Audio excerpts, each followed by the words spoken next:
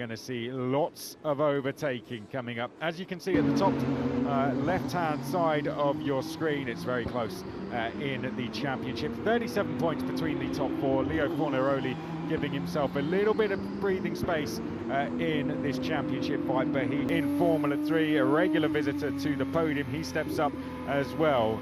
In terms of the championship fight though, the driver they're all trying to chase, made himself a winner on home soil, the first winner on home soil in Formula 2 since 2017. Stenchon and Van Hoopen jump up. It's a clear sign of their intentions, isn't it, to make the step up into Formula 2 next season. And on that subject as well, confirmed for next season, Nicholas Solov has been confirmed on the grid at Campos.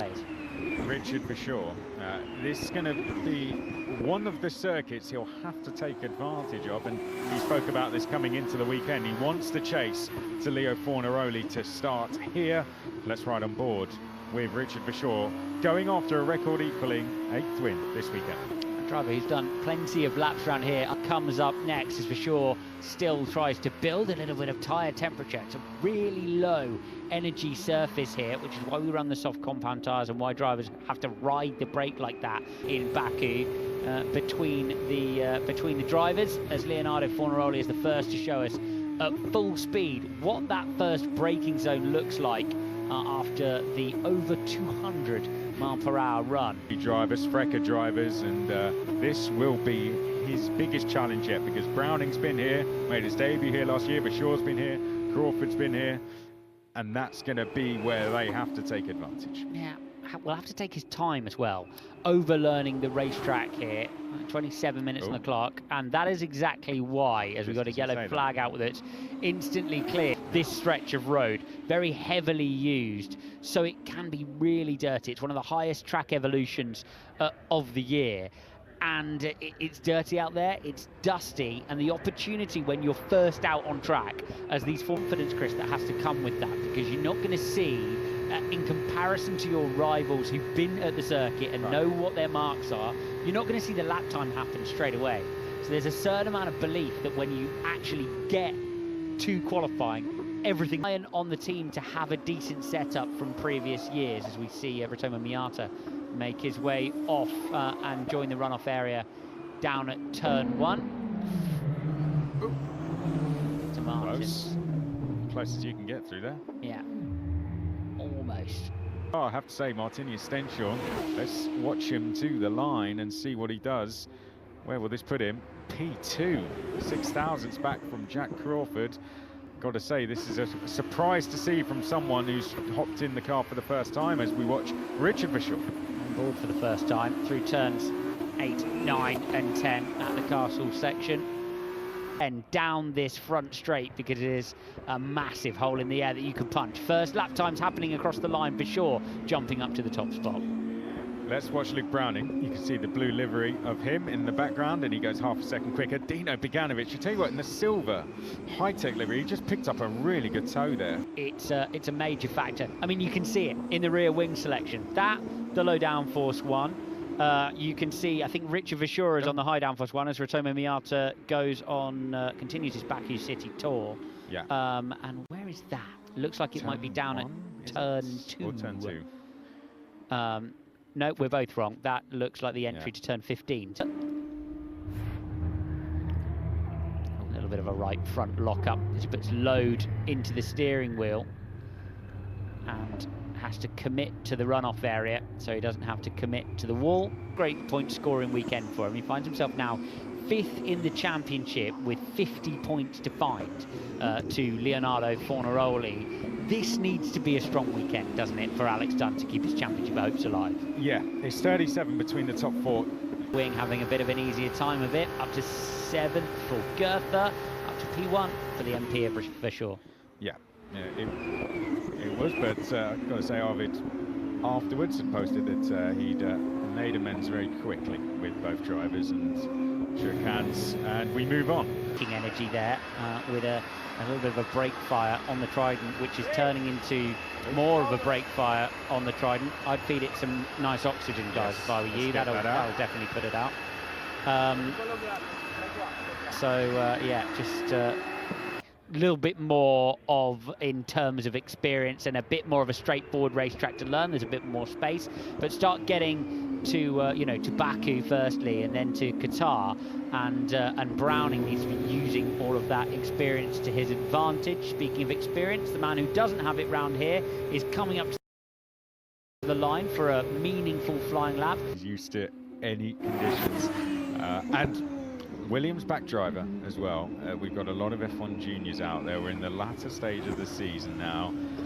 He'll be very aware of the fact that if he has a good season here, he puts himself in a very good position. Will demonstrate to Williams that he can be available going forwards. Look what happened. It seems he went off at turns 1, then again at turn 2.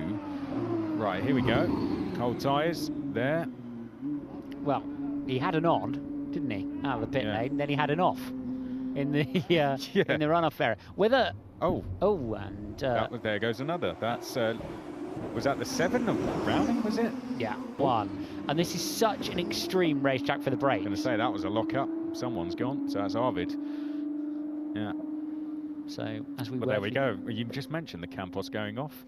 Be under virtual safety car now, whilst that car is brought back round behind the barriers. Arvid was in P12. Pepe Marti down in 14th. The other Red Bull juniors, this is Ollie Goethe.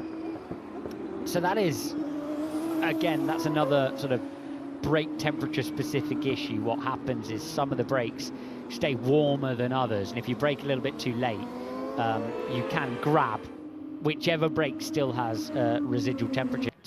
That system always needs a test. He's found found coffee, found an energy bar. Yeah, nice way to end practice, that. For Boganovic, what's going to be the difference? Because he's gone green. There we go. Look at the difference there down the start-finish straight. I mean, it was a personal best sector 1 and 2. But that difference down the start-finish straight has just made the difference for him to go purple. Whoa! That is, wow. It's this session where the opportunity presents itself. The track will rubber in, but at the moment, they're big struggles trying to make it through there. But not a struggle is Alex Dunn, who goes to P1 and then almost joins a car park. 2 cars maybe coming into pit lane. Crawford making his way down the start-finish straight, second for the American driver. 1 more lap to go through. This time, by far his best performance, fought for the podium all the way to the end, just missed out, and wow, 5th. Less than 2 tenths between the top 2. Whoa, Alex Dunn's gone straight on at one of the braking zones. Found his way off. That looks to be down towards turn 2. To me, and it's a basic shields, shows a little bit of tyre rim to the exit of turn 15 as well. Let's see what's going on with Luke Browning, who's going to find himself 4th in the session. I think this is where our car park formed.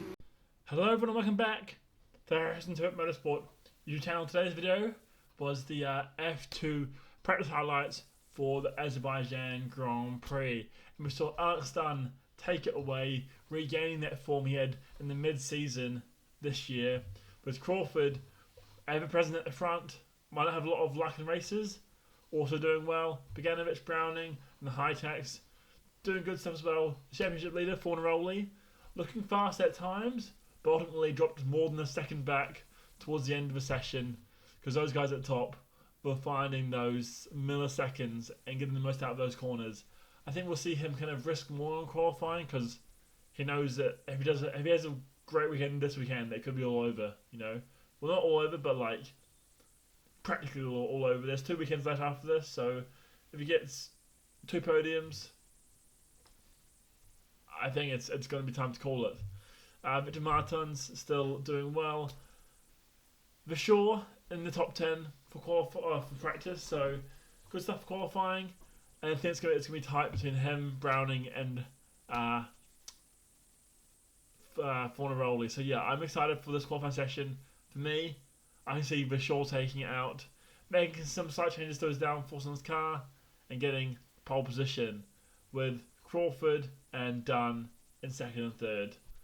Let me know what your predictions are. Find down in the comments below. As always, if you like this video, please subscribe. We're almost at 5,000 subscribers, so let's get there. Thanks for watching. Peace.